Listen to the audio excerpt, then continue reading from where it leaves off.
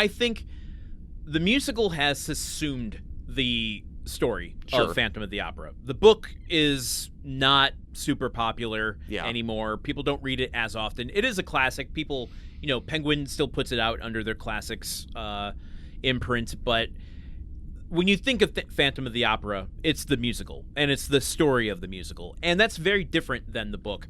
I am so ready for a authentic readaptation of the book separate from this musical, because I think it is.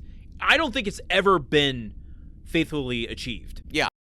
The way that the tone of the book is, as you're saying, the horror elements of it, the closest we've gotten is the 1928 silent film. Yeah.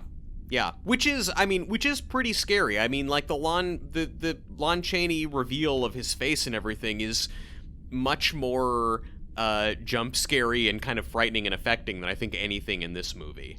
Which it's not trying to be, and I think that's where like the story wants to be that, and it's trying to form it into this romance thing, and to be clear, I don't have any problem with romance and romantic musicals or anything, but through any rendition of this story, I don't really believe in the romance elements of it.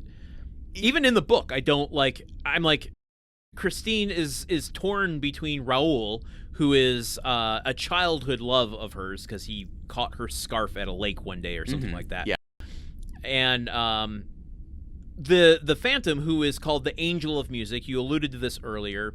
In one of the like skeevy moves of Eric, he somehow knows that her father said that after I die, one of the ways that I will prove to you there's an afterlife is that I will send to you the Angel of Music.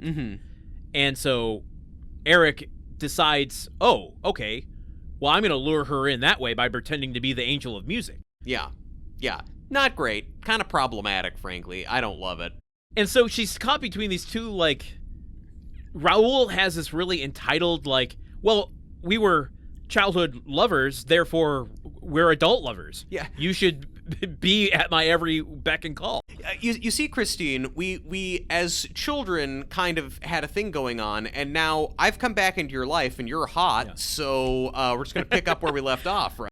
Yeah, I haven't been thinking about this erroneously for years and years and years, having misinterpreted what I thought was affection from you just because I caught your scarf one day from going to get wet in the lake. Exactly, kind of a what a fool believes situation. Yeah, Christine is tough. What a ghoul believes. Thank you. Bits never die. My moonlight is Weird Al.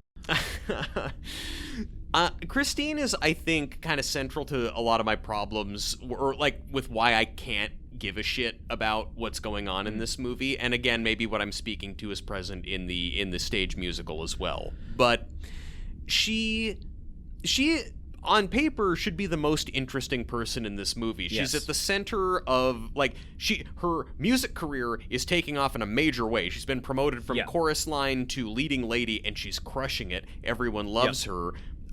This old flame, this rich, cute boy from her past has come back into her life, but also there's this very possessive spirit who may or may not be tied to her dad, who, like, is being really protective and weird, and she doesn't know, is he real, is he not?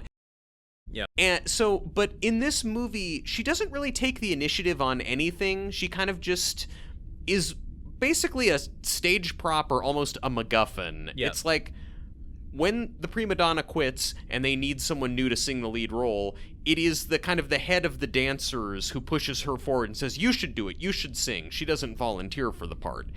Like, she's getting captured a lot. Like, when the Phantom takes her down into his lair for the first time underneath the thing, she's just kind of following him around and, like, okay, and then at one point she faints because he shows her, he's made a mannequin of her, real long legs move, her in, like, a wedding dress, and that makes her pass out. I don't know. Like, did you feel this, too, that she's just not really involved in her own story? Yeah, absolutely feel that way. And, that's present in the book as well. That's something where I feel like it's necessary for you to deviate and adapt it a bit.